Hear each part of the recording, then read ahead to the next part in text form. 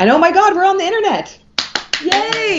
Now we got 17 people. Linda Gray's in. All right. Shirley Brown's in. Shirley! Oh, I got it. Great. Getting more and more confirmation that people We're just are here. waiting. All right, Yeah. we're gonna get started in just a second. We're letting people join, and at any minute we're gonna start talking. I mean, here we are talking. We're gonna be talking. We'll even continue more. talking momentarily. Bunny's on. Bunny's on with Michael. Bunny's on with Michael. Oh, hi, Michael. Hi, Hi, Bunny. Maxine says Eli's in the house. Hey. We're not saying in the house. Carolina Montero. Right. Hey, she Mom, commented. you should scoot a tiny bit closer to sugar. Fun. I love this. All right, we're just gonna We wait made another it. minute or two because obviously we had some technical difficulties with the first live stream, so we had to restart it. So this is not the original post. So we're just letting people catch up and jump on here. We're gonna start any second. Hearts are floating in the air. Suzanne and Matt, hey guys, how you doing? Suzanne and Matt. Mwah, Suzanne and Matt. This is very exciting. We're very excited. It's every day for a lot of people, but for us, it's new and thrilling. We've wanted to do this for a long time. I mean, for years. Yeah. All we needed was a pandemic. Turns out. Here, you get a little closer to me. Thanks. We don't like to be close.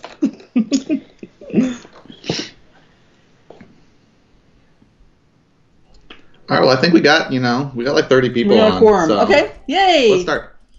It's unusual for us to talk to a still camera with no people. So this is a new thing. One of the things we were looking up, what is there to say about a pandemic? What do you do in these times? We're all wondering, what do we do? And Vic did a lot of thinking and writing about the AIDS epidemic because he was alive then. And one of the things that he said at that time, and it was a very different situation in a way, very different transmission, but he said that you think that your problem is how to stay alive in this plague, and yeah, that is a problem. But since we're hedonists, the real question is how to stay alive and enjoy it. How do we enjoy life even more with the advent of the plague than we did before? So that's kind of what we want to reach for. And believe me, we are working on this like you're working on this. We're all doing the same thing. We're all wiping and we're all not touching our faces and we're all social distancing in our ways. And so we're all doing the same thing, but it's not, and we want to survive, but that's just not a high enough goal. What we want to do is we want to survive and have fun at it. Can we make our more fun? Like right now, I have to say, there's a lot to consider out in the world, but right here, we're having fun. I mean, this is hilarious, and this is like super amazing that we are getting to do this. We're getting a goal that we've had for so long that we would have done this otherwise. So in a weird way, there are silver linings, and can we lean into that? We're obviously going to do all of the worrying and all of the right things, but can we reach higher than that? That's what we're going for. That's what we're going for. Yeah, because And we fun want to can be enjoy had this. in any situation, right? I mean, if we bring that attitude to it, we could have fun with anything that we do. And that's kind of like what responsible hedonism is. It's looking for, okay, so now here's what's happening. How do we score off of this? Where's the profit in this situation? So we're already feeling like we're profiting. And thank you for being part of that. Couldn't do it without you. Social distancing. What? Our version. We're together. We have people off camera who are also helping us with this. Yes. So if you hear any other voices or we're looking off camera, that's why it's happening. Group living. That's us. Because we had a choice to make as a group. We are a big family, and we are a huge family. And when they say go shelter in place with your family, it's like, okay, there are like dozens and dozens of these people. How am I going to avoid them? We share kitchens, we share bathrooms. How does this work? And so we had the choice that we made as a group was to shelter in place, to more or less quarantine ourselves, barring emergencies, but do it all together as one big family. It's working right now. Things could change. We've had several emergency meetings and then another emergency meetings because new information. So we're taking it one step at a time. But right now, what we decided to do way early, like today is 2 weeks from when we said, that's it. no interaction with the outside world as much as we can. People had a chance to go shopping and stock up, and then it was like, boom, we're closing the door because we just thought that was the right thing to do. And then slowly after that, the municipality caught up, the state caught up, country hasn't caught up, but everybody's doing it now. So we are feeling, cautiously optimistic about having had 2 weeks since people have traveled and people have really gone places, with the exception of picking up a prescription, go in, pick up the prescription, come back, go to your urgent appointment and come back. That's how cautious we're being. And so we lose all of our contact with the outside world, but we gain our contact with each other, which is why we can be sitting here together, because we are sheltering in place together for right now. Yeah, so we're getting all of our food delivered. We're not leaving the property for any other reason than like a medical emergency. And we started that, like Alana said, 14 days ago, a little bit ahead of the curve. So we're starting to get to that sort of safe haven zone of we haven't had virtually any contact with anybody who doesn't live in this community for about 14 days.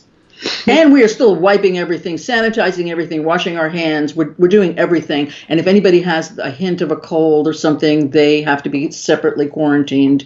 So we're still doing that. And, it's like we hope it works. We're hoping for the best. And we're having a good time. We are using this as an excuse to have fun with each other, even more than we were before. Now we're all here together. So we have a lot more opportunities to party. We are missing some extended members of our community. There are a lot of people who are kind of part of our community who don't actually live here. We have a lot of friends who come over and visit us regularly and are kind of participate in various aspects of our lifestyle. So we've had to kind of close ourselves off from those people. Some of you are those people. So you know what we're talking about. And that was no small thing for us. That was not really something we wanted to do, but felt like that was necessary. And one of the reasons we're now doing this is so that we can have a way to stay in touch with all of you, with our extended community, and, keep each other connected and in the loop about what's going on. Yeah, so obviously we had to give up some things we would otherwise want to do. Like we had to make some, quote unquote sacrifices. But the idea is like, how can we have our lives be even better? That's what we meant by making a profit off of it. How can this be the excuse to have more things in our life that we've wanted? And like one of Vic's visions for here was that we would just like find the connection and the social interactions that we wanted to have within the group, that we could actually have it all here. And we're finding that more and more as this thing goes on, that we are being more sociable. We are relating with each other more. I was telling Alana and Sugar just earlier that every person in our house was in the kitchen last night at the same time, which is like 9 people. And it's a very small kitchen. And so while we are social distancing ourselves from everyone who's outside of the community, in a way, we're having more social time because we're not, running off to yoga, and we're not out shopping, and we're not eating out, and we're not doing all the other things that we would be doing. So there we are in the house relating. And that's been a really, fun aspect of this journey for us. And a challenging aspect, because now everybody wants to do yoga here, and they all want to do it at the same time in the same room, because there aren't that many rooms. Or some people want to do yoga, and some people want to do their personal training activity or their ballet class, or we want to have a meeting or have a course session. So it's like all in the same communal space, that we want to have all these different actions, and we have to kind of pay more attention to each other and communicate even more. We kind of are experts in communication. Well, we're up in our game. Now we have an excuse really to get even better at this thing we've been practicing for many years. And yeah, so we've invested our lives in sort of group living, and we're reaping the benefits of that. And we're also seeing that now everyone else's decision greatly affects us. Mm-hmm. So we're having to like really look out for each other, because it's so easy to not do the right, like you're trying to do your best, right? You're trying to like do all the protocols and everything. And then life happens. Like for instance, we, maybe a week or so ago, we had a person that we took care of, what we call our sanctuary program. So someone lives with us. We sort of take care of them and help them move their life along in a way that's positive for them, and then they can go, move out and have a better starting place than when they came here. And she was packing up because she didn't want to be relegated to our to our property for the foreseeable future. She has 4 kids and she has a social life, and she's like, I don't really want to do this. So she decided, okay, if you're closing the gates, I'm going to get out before the gate is closed. And she got her car stuck. And I always want to help people when they, especially if they get a vehicle stuck. I'm like, I could get this thing out. Guy. And so I hop in her car and I move the vehicle. And as I'm putting the car in park, I sort of look at my hands like, oh God, what have I done? We have agreed that we're not relating with anybody outside of the community. And here's this car she just brought here, and God knows who's touched it. And now I have to like This is not when you quarantine tell us myself. first. We never heard this story. I said this to a lot of people. But then I had to like wash my hands and take my clothes off and all that stuff. So it's like, that's what we're kind of like, we're dealing with that on a large scale with 50 people who are all having to try to like do their best to follow these protocols.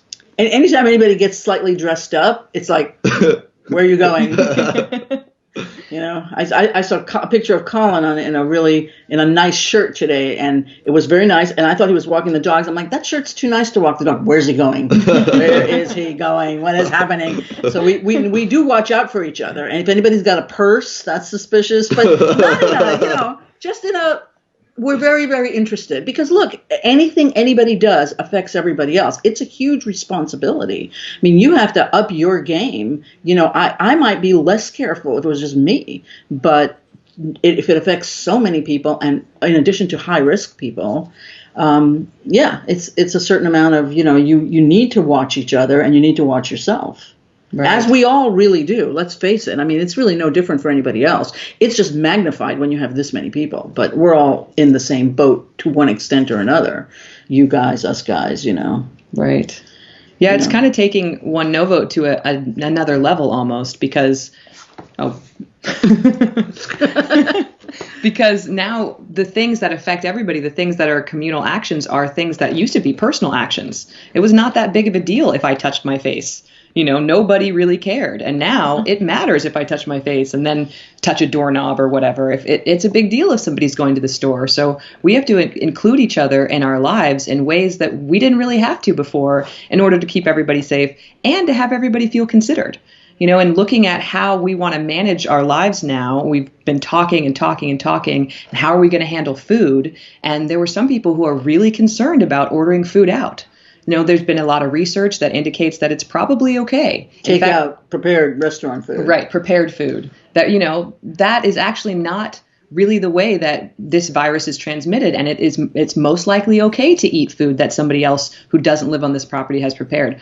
Although there are people who don't agree with that, who feel like maybe there's something that they don't know everything about this virus yet. And there's still a whole lot of information that's coming into evidence. And maybe in a week, they're going to say something different from what they're saying right now. So we've got to take that into account. We're not going to just jump ahead and do this thing, even if it looks like it could be okay scientifically, if there are people who are not in agreement with it. That's how we function. We're going to take every viewpoint into account and have everybody feel considered. And there have been some violations of some agreements we made. And the temptation, I know for me, and I think for a lot of people, is to sort of jump on that person's back and really, take them to task for this violation. But what we found is that it's a lot more effective if we remember that we're all on the same team. And if you, berate your teammate, you're just going to lose them. So we're we're all a little fragile, we're all a little raw, and so we're all doing our best to be as nice to each other as possible in this sort of hard time. And you guys all have heard of the One No Vote, and many of you live with that idea, and it's heavy to have that agreement with people that they have that kind of impact on your life. But a lot of the time, when you have a lot of things worked out, it's like, okay, you get a vote on where the garden goes or some new proposal, and it's a little bit distant from your life because everything you've got in your life is already, it's accepted. No one's going to be voting no on you going to yoga or you going to the store or whatever it is that you're doing. Now the No Vote has it's been a much more intense laboratory in the One No Vote here for the last few weeks than it has been for a really long time, because we have had to get group agreement on, and now no one's leaving the property except for medical emergencies, and now there's no takeout food, and now and you will spray down your your groceries when they come in, and you will wash your hands after, everything. And everyone had to agree. And that's why we don't have takeout food yet, because everyone hasn't fully agreed. And what we don't want to do is run roughshod over the people who have a reason to object.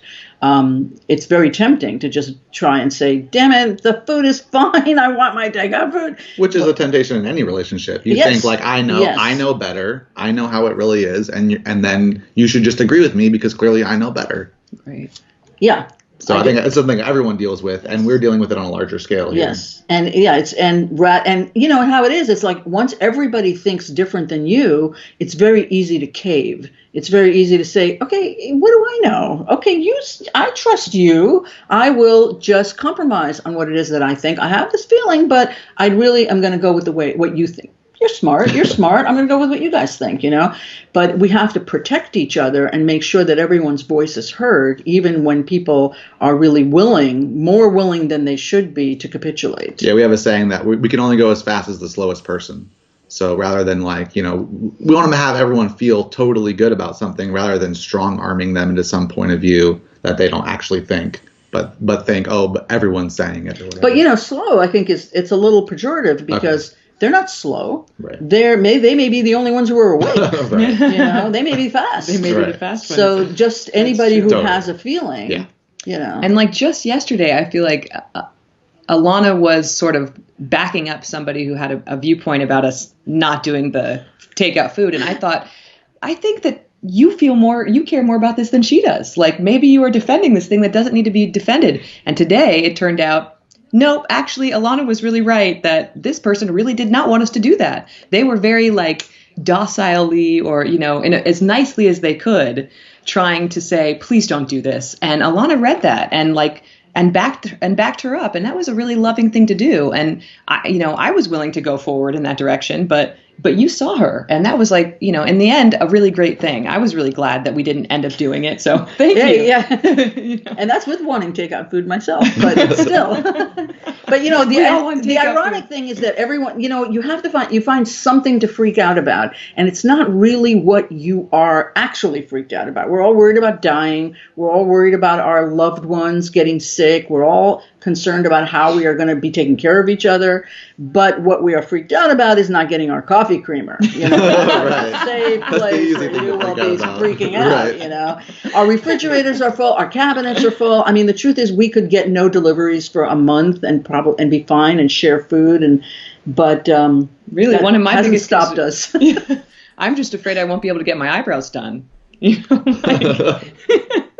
Yeah, somebody's running around saying, "Where's my cashew butter going to come from?" I mean, that you're doing okay. It's actually an indicator of how good things are when people are freaking out over such small things. Definitely. And this is also, I think, a very emotional time. I mean, I know I've been crying over everything.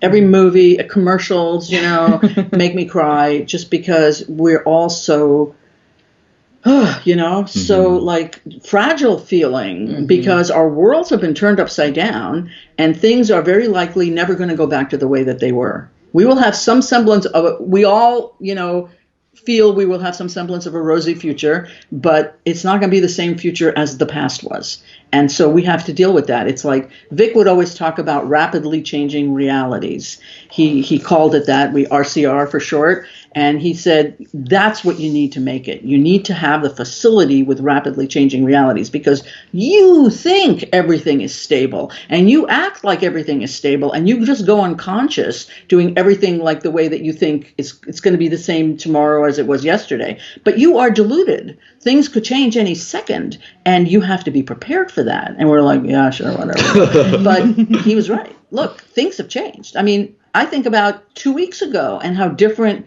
my perspective was just 2 weeks ago, just 1 week ago. It's like, wow, you watch movies now, any movie, and people shake hands in the movies. And you're like, oh, no, what are you doing? Don't do that. Are you mad? You're risking it all. I saw that Rebecca wants us to ask or talk about how enlightenment is knowing that what was planned was a party. Should we talk about that? Sure. Would that be fun? Why not? Go for it. Okay, well, it's true. I mean, I don't know. I don't really have anything else to say. I was hoping one of you would take over when I pointed out we had that question. Well, it wasn't really a question. It's not really, yeah. It's just a line. She was asking if we would talk about it. That's the It question. says it all. That's not a question. It's not a question. That's not a question. That's a speak to me of. Okay, done. Look, enlightenment is knowing that what was planned was a party. So, okay. Thank you, Rebecca. Thanks for remembering that. That was a great line that we would have said if we had remembered it at the moment. But it's good to remember that. It's a different way of saying, Right. Can we have this be fun? Can we have our lives be better through this? Because, look, this is the new reality. So are you going to have fun with it or are you going to lose about it? I mean, it's the same choice we have always had to make. And if go ahead. And what you put your attention on grows. So if if you're just paying attention to all the terrible things that are happening in the world and the possibility of you getting this thing and what would happen if that happened and all that, obviously it's going to bring you way down. So if you put your attention on one thing this thing has done for me is just made me realize how rich I am. Like Alana said, like if you're worried about where your cashew butter's coming from, like things are pretty darn good. And so like I feel like if you put what you put your attention on grows. So like we've just been having a lot of fun. Like Sugar and I and our son have been having a lot of fun together. We've been having a ton of fun together in our house, and we've just been deliberately choosing fun over fear, quite frankly. Mm-hmm. And it's to have fear, Right. And it's okay Good to point. cry, and it's okay to eat carbs. It's scary. I have been very fond of. Just like you think, well, this is maybe not. Maybe this is the time to do your diet regimen. A few people have used the slow down to do that, but it might just be the time to indulge a little or do whatever feels good to you. Because that's right now what you can do to be of service is take care of yourself and feel good. Feel as good as you can, and then you can pick your head up and think, do I have some surplus for something or someone else, which would enrich all of our lives? Maybe contact someone is lonely and write them a letter or Skype them or something, or pay more attention to your parents if they're sequestered. And that is no hint to any of my children who might be listening. That was cute. You can tip your food service people if it's takeout or if it's people who are coming to drop things off at your house. You can just put a little extra love and care into whatever kind of contact you have with people, and that's a way to serve yourself as much as serving other people. Doing things that feel good to you and that also contribute to somebody else's well-being. And that's a really good point, because in order to have a party, you got to do it with somebody, right? So I think the more we can, be sweet to each other and really pay attention. So if you're cooped up with one other person, then, really use this time to get into your relationship. It's, everything is going to be heightened. So this is a good time for that. And if you're alone, then to have some contact with somebody every day or as often as you feel like it, so that you just don't lose your mind, because it's hard to be alone. It really is. I mean, our human imperative is to group together, and groups start with two. So this is really messing with something that's in our DNA. I mean, it's not nothing if you feel some amount of disorientation, or if you feel lonely and that feels so acute, you think, wow, like I would think I'd be able to handle this. But it is tough. So grant yourself those feelings and feel okay about feeling them, and then do what you can under the circumstances. Maybe we'll discover better ways to do things. Maybe in one way in which the world won't go back to the way it was is some of the dumb things we were all doing. We will, We'll flush, we'll discard, and we'll do things that are better for the environment and better for us personally. So let's see if we can make hay. Hey. Oh, and another thing to think about is be responsible for your own stress level.